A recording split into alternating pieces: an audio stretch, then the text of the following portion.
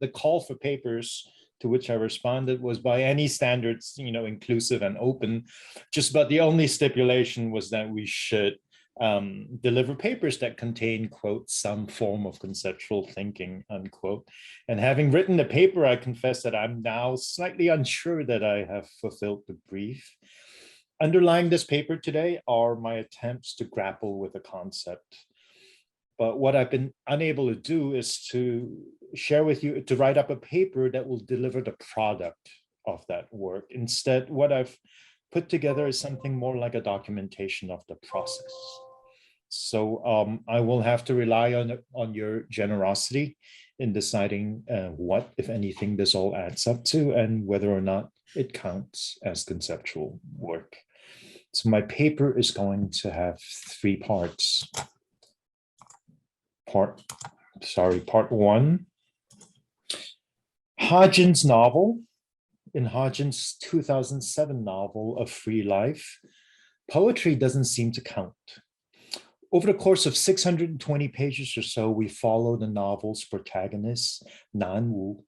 He comes to the United States from China as a foreign student, and he decides in the wake of 1989 Tiananmen massacre to stay. Joined by his wife and his young son, he embarks on a search for a new life, a new home in America. His journey takes him through various stations, various settings, from the suburbs of Boston to New York City's Chinatown, to a strip mall in the greater Atlanta area, where he sets up a Chinese restaurant. Through it all, we never lose sight of one thing. What Nan Wu really wants to do is to write poetry. His actual attempts at poetry turned out quite sadly to be sporadic, and they're plagued by self-doubt. And as the long book finally winds down to a conclusion, we get a sense that this dream has run its course. But then, unexpectedly, after the novel ends, we are asked to read on for a little bit more. There is an epilogue with a few pages from Nan Wu's poetry journal. You see an image of that on your screen, followed by 25 poems of his written in English, which is his adopted language. The journal entries contain Nan's notes about writing, about trying to get published. The final entry is dated October the 30th, 1998. Sent out 5 poems to the Kenyon Review this morning. These days, I've tried to memorize a few lines by Auden every day. Sadly, my memory is no longer as strong as 10 years ago. Today, I can hardly recall what I learned yesterday. Probably my creative powers have passed a peak and I started too late. Yet for me, there is only trying, and I will be happy if I can work this motel job for many years. So at this point in the novel, so this is the last entry in the poetry journal before we get to 25 poems. So what's happened in the novel is that a string of health problems has beset the family. Nan becomes increasingly anxious about health insurance and medical bills, and this finally convinces him to trade in the successful family restaurant for a regular job, this motel job with benefits. So there's a certain wariness that we hear here in the phrase, "For me, there is only trying." And it reflects Nan's state of mind, not just about his writing, but his resignation, I think, to the disappointment that is his American life. So in the end, Nanu does not manage to get any of his poems published. There are a few notes of encouragement that come his way, but they pale in comparison to the harshness of his critics.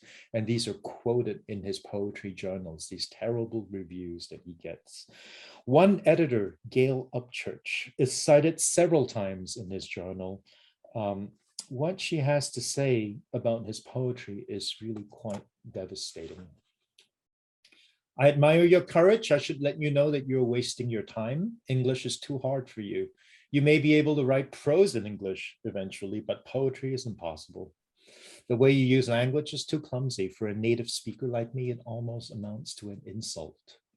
The reason I have advised you to write prose is that the main function of prose is to tell a story, but poets should have a different kind of ambition, that is to enter into the language they use. Can you imagine your work becoming part of our language?" So there's something about the positioning of these 25 poems that make them very difficult to read. They come not at the end of the novel, but after the end of the novel, as if they lie outside of its structure, properly speaking. And even within this epilogue, they come after these savage comments cited in his journal entries. So to put it bluntly, are we meant to read these as good poems or bad poems? Do they sound a modest note of triumph, attesting to resilience in the face of overwhelming odds? Or do they record a sad but inevitable defeat, a reluctant admission that the dream of being a poet was never within his reach? It is hard to tell. It is hard to evaluate the merit, evaluate the significance of these poems. Reviewing this book, the novel for the New Yorker, John Updike judges it to be, quote, relatively lumpy and uncomfortable, end of quote, compared to some of Ha-Jin's earlier work. The novel manages to be both languid and choppy at the same time, measuring out its slow pace and short vignette-like chapters that drag against the forward-facing story of progress. Quote, it's a long trudge, John Updike writes, but then so is assimilation, end of quote. A novel that is ill at ease with itself is the inevitable product when one tries to tell a tale of assimilation, because such tales are always to some extent about regret and about loss. So if a free life is a novel of assimilation, then it's surely significant that it ends with something that resists assimilation. These 25 poems ask us to read beyond narrative resolution, and in doing so, they append a question mark to that resolution. Poetry resists assimilation, not because it taps into some core of authenticity or resolve, but because of poetry's sheer superfluity, its irrelevance to the novel's formal economy, and that's why these poems are unassimilable. Another critic, Walter Kern, writing for the New York Times, put his finger on something important about counting and accounting in A Free Life. Quote, bank deposit by bank deposit, dental appointment by dental appointment, appliance purchase by appliance purchase, end of quote. The novel rehearses, but also reflects on the painstaking grind of what Kern calls the American immigrant experience. So the immigrant story becomes one of assimilation through counting, through accruing one's way towards belonging, towards recognition. In a curious way, of course, this makes the immigrant story a paradigmatic one. As the German words Erzählung, the French word conte, the English verb tell suggests, the literary history of narrative in the European tradition is closely bound up with the act of counting. But where does that leave poetry, which seems to lie outside of this narrative economy? One does not accumulate, count one's way to being a poet, as Nanwu's harsh reviewer tells him. The immigrant might be able, through diligence, through dogged persistence, to learn enough English to be a passable writer of prose, but poetry is another question. So for the novel's reader, these poems come as something of an unexpected bonus. They're a freebie, as it were, that remains uncounted by the economic regime that dominates modern life. They lie outside of the narrative investment in accumulation, and therefore they add up to nothing.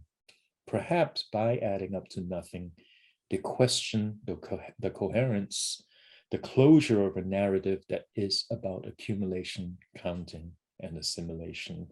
Nanwu can keep counting, but he will never count. Part 2.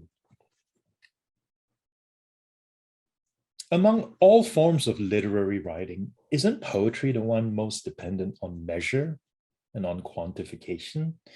In no other genre does it matter as much how many lines are in the stanza, how many long or short, stressed or unstressed syllables are in each line.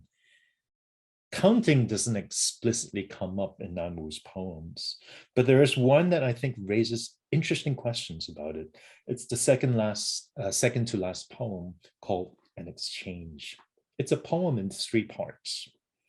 The first section opens by accusing the would-be poet of foolishness, urging him to abandon his misguided ambition. You have been misled by your folly, determined to follow the footsteps of Conrad and Nabokov. You have forgotten they were white Europeans. Remember your yellow face and your puny talent. I'm going to skip reading out some of these quotes for the sake of time, but I'll leave this on your screen. 2 more stanzas follow in this vein. The speaker berates the addressee for having betrayed our people by adopting a foreign language as its own. True acceptance, the voice says, is impossible. There will always be those who call you a clever Chinaman. The poem then switches perspective, delivering a longer 1 stanza reply by the accused, by the addressee of the first section. For God's sakes, relax a little. Stop raving about race and loyalty. Loyalty is a 2-way street. Why not talk about how a nation betrays a person? Why not condemn those who have hammered our mother tongue into a chain to bind all different dialects to the governing machine? From this polarizing discourse of race and loyalty, this section, the second section, then closes with a chain of natural images as a sort of counterpoint, right? The light of dawn that does not discriminate, the tree, butterfly, or stream that does not notice the color of your skin. Finally, the poem concludes with a tercet, 3 lines delivered in a more reflective, more abstract tone, with a diction that's maybe more conventionally lyrical. To write in this language is to be alone, to live on the margin where loneliness ripens into solitude. Even though there's some ambivalence, obviously, at the end of this 3-part movement, you could say that in the giving way of sharp combative drama to melancholy and quietude, there is something like resolution at the end of the poem. This formal 3-part structure is striking, and it's somewhat at odds with the kind of rough and ready colloquial tone of language throughout, except for in the concluding tercet. So in the Western tradition, you might say this is a strophe, and antistrophe, and epo progression, which recalls a Greek choral ode. One voice makes an argument, another voice counters it, and then there's some form of a resolution. So read in terms of that kind of a structure, the poem retraces the arc of assimilation that some readers find in the novel. Tension and conflict yield to stoic, somewhat mournful indifference. In figuring the encounter between 2 views as an exchange between lyrical voices, the poem already in some way sets up a reconciliation. The formal structure anticipates a resolution to the encounter between self and other, converting agon into profit, friction into insight. And this resolution coincides with a shift in register from low to high, from conversational to abstract and impersonal, suggesting that this is a claim here about linguistic and aesthetic value as much as it is a claim about identity and about experience. So poetry, unexpectedly appended to the end of the novel, represents, I have suggested, a challenge, some sort of excess or remainder to resolution. Similarly, within the poem, a poem like this, I think there are complications to the resolution at the end, and these are complications to do with counting. The straightforward 3-part division that I mentioned earlier is a little bit of a feint, an illusion, because there is a play on voice here that becomes apparent when we compare this poem to a late scene in the novel involving a different kind of exchange. So you see the passage from the novel on the right and some portions of the poem on the left. Let me contextualize this for you. Nan and his family at this point in the novel have settled into their suburban life in Atlanta, and they've developed some tentative connections to the Chinese community. Nan decides to attend a town hall meeting where people are discussing a controversial book recently published by two Chinese journalists. He gets into a public debate that becomes very, very heated with Mei Hong. She's a young woman, a young Chinese woman active in the community. In the novel, she's appeared at several points as a sort of patriotic activist. She raises money for flood relief in China. She supports the Chinese athletes at the Atlanta Olympic Games. So as their argument escalates, Mei Hong's attacks on Nan become increasingly vicious, and they culminate in this tirade that you see here. A madman is what you are, let me tell you. You are also a banana. You always despise China and our language. A banana is someone who is yellow on the outside and white on the inside. You always despise China and our language. That's why you have been writing in English, dreaming of becoming another Conrad or Nabokov. Let me tell you, you are just making a buffoon of yourself. Get real, stop fancying yourself a great poet. Nan scrambled to answer. To write in English is my personal choice. Unlike you, I prefer to be a real individual. Yeah, to be a lone wolf. Exactly. So it's her sort of angry words and his indignant defense that later come together to form the kernel of the poem that I've just shown you. Now, the fact that this poem reworks an actual exchange of words from the novel is not particularly troublesome, but it lends a twist to the idea that writing in English exposes Nan to the risk of being possessed by other voices. If his poetry is haunted by the presence of other voices, these voices include those of Mei Hong and other Chinese patriots, alongside Conrads, alongside Nabokovs. This exchange between Nanwu and Mei Hong is set in italics because it takes place in Chinese. That's the convention, the typesetting convention in this novel. The incursion of her voice into his poetry has nothing to do with betraying or staying true to one's language. To assimilate is to lose one's voice by adopting another's. But this is a gambit that is offered with every utterance by every speaker in every act of language. To write in this language is to be alone, the poem says. This closing sentiment doubles down on its irony. To write in this language is to sever ties, to cut off filiation, but the result of that is a state of dispersed multiplicity that is profoundly incongruous with the word alone. Even the word alone is borrowed from elsewhere. So if you look at the novels, the passage from the novel, to Nan's protest that he prefers to be a real individual, Mei Hong mockingly replies, yeah, to be a lone wolf. To speak the word alone is, in other words, to already repeat another. Nan's poems are not multilingual. They're not bilingual in the traditional sense, but they're haunted by the multiplicity, the uncountability of language.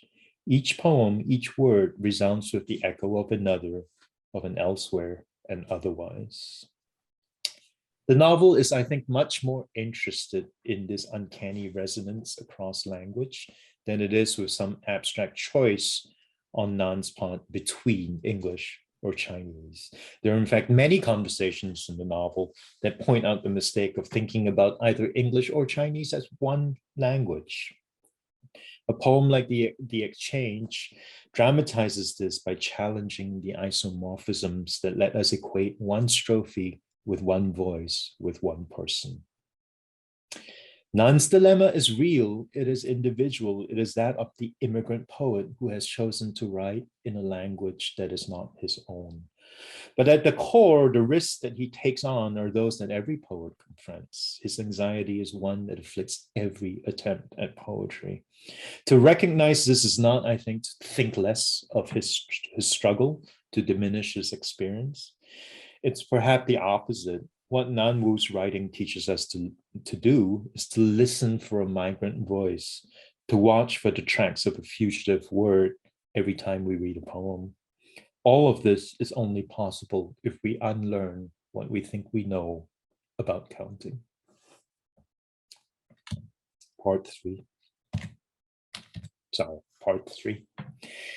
So like Nanwu, like Hajin, I first came to the United States as a foreign student, but the similarities do not run much further. My family originally came from southern China too, but they settled in Singapore more than 2 generations ago. And I've spoken English, a different English from this one, of course, since young. Meanwhile, even the homespun Chinese that I grew up with becomes a little more halting with each passing year. Still, in 2020, in the spring of 2020, it was uncanny, it was unsettling to be working on Hajin's novel. And as the pandemic set in, I tried to develop my reading of the novel, but I found myself getting stuck on some questions. One set of questions had to do with counting. My thoughts there became increasingly wrapped up with the news that I was reading as the country started to lock down in response to the virus and the run-up to the presidential elections began. Like many of you, I'm sure, I found myself trying to track an impossible maelstrom of numbers, of infections, of hospitalizations, of lives lost to the pandemic. And then other numbers set in. We heard more and more cases of anti-Black violence, then anti-Semitic violence, anti-Asian violence. And then polls for the upcoming election started flooding the news with numbers that swelled and dipped every day, taking us on a kind of roller coaster ride of emotions. The election itself only extended the madness. Votes were recounted again. And in the background, almost like a cruel joke, the United States began conducting its decennial census, as if counting could still yield any trustworthy measure of anything, as if we could still count on counting. It is news to no one, of course, that counting is a political act. Our colleagues in fields like political science and sociology and economics have written volumes on the topic. There have been a number of literary scholars too who have explored the connection between narrating and counting. Some have pointed out that the two become entwined with particular intensity in the wake of disaster, whether it's plagues or revolutions or earthquakes, whether it's bodies or days or nights that we are counting. When it comes to making sense of a novel like Ha Jin's, centered on the immigrant experience, all of this was tremendously useful to me. But I felt there was something else at work in this novel. This something else is related, I think, to a peculiar polysemy in the word counting that I've evoked at several points in my talk now, but which I haven't explicitly reflected on. One could sum it up as this: to count is to be counted. This is more, I think, than just a cheap pun that exploits a looseness in our usage of the word. To count as a verb in the active voice refers to the act of tallying, of quantifying, of enumerating, but it also means to matter, to make a difference. In short, to be counted. So what does it mean for counting to straddle this divide between the active and the passive, between the quantitative and the qualitative, between agency and submission? I don't think I can answer this question in the abstract. I think I'll have to leave that to others. In the case of Ha Jin's novel, though, these questions turn out to be a useful lever for me to open up something important about the book. To accept the symmetry of counting's bi-directional force is to enter into a dialectical drama between self and other, a drama that is driven by the labor of counting in the sense of accumulating, of enumerating. That's why the novel is so painstaking in its record of our protagonist checking his bank accounts, balancing the monthly premiums for medical insurance versus the cost of getting sick, and yes, buying appliances, buying a car, buying a home. The pivotal moment in this drama, though, is one of conversion, where counting turns into counting, where the quantitative labor of accumulating flips over into the qualitative reward of recognition. This is precisely the narrative that the novel ironizes. Nan Wu will never succeed in counting his way to counting. The desperate accumulation of financial and social capital will never turn into the recognition that he seeks. The dialectical drama of recognition represents an economy from which the immigrant is barred. So Gail Upchurch, the critic who rejects his poetry in such devastating terms, poses a rhetorical question to him that is revealing. She asks, can you imagine your work becoming part of our language? She's dismissing not only the poems that he has submitted, but also the labor that has been so carefully documented by the novel, the work with which he seeks to earn his way to recognition. So I'm going to break off my thoughts on this particular question here, and I won't pretend that it's just because of time constraints. I will say this, as an Asian American scholar trained in German studies, grappling seriously for the first time with an Asian American novel, I find myself drifting beyond my comfort zone in more ways than one. I'm going to shift instead to a second set of questions that bothered me as I was thinking about Ha-Jin's novel in the midst of the pandemic. To the extent that this is a novel about immigration, is it about the American immigrant experience in general, or does it specifically address the Asian American experience? There is something in what it has to say about the limitations of counting, about the sad fate of remaining permanently excluded and uncounted, precisely because one is too fixated on counting. There's something about all of that that seems to have a specific resonance with the Asian American experience. So I read around to find some support for these fairly inchoate thoughts, and I came across a wealth of interesting research done in the field of Asian American studies that seemed relevant. Much of it centers on the peculiar imagination of Asian Americans as a model minority. This is often accompanied by claims about the Asian work ethic, some culturally determined drive towards overachievement, and so on. And I will say in the research, scholars have pointed out this overlaps with some anti-Semitic tropes as well. So there's no shortage of material in popular culture to corroborate these stereotypes of the Asian or Asian American as fixated on counting. The musical prodigy, whose virtuosity is merely technical, who can never match true artistry. The tiger mom, who packs her young child's resume to pave the way to an Ivy League education. The restaurant manager that will under no circumstances accept substitution. These are all variations of the same theme of the Asian immigrant whose obsession with counting excludes them from being counted as truly American. This is a useful perspective, I think, to bring to bear on Ha-Jin's novel. To flesh it out a little bit further, I think one would have to have a reading of what I am claiming is the novel's fundamental irony. So as I was working my way through this approach, quite by coincidence, a document crossed my desk that managed to somehow resonate with my line of thinking, but also completely derail it. In spring of 2021, anti-Asian sentiment in the United States was rapidly rising. On March 16th, a shooting spree in Atlanta left 6 Asian women dead.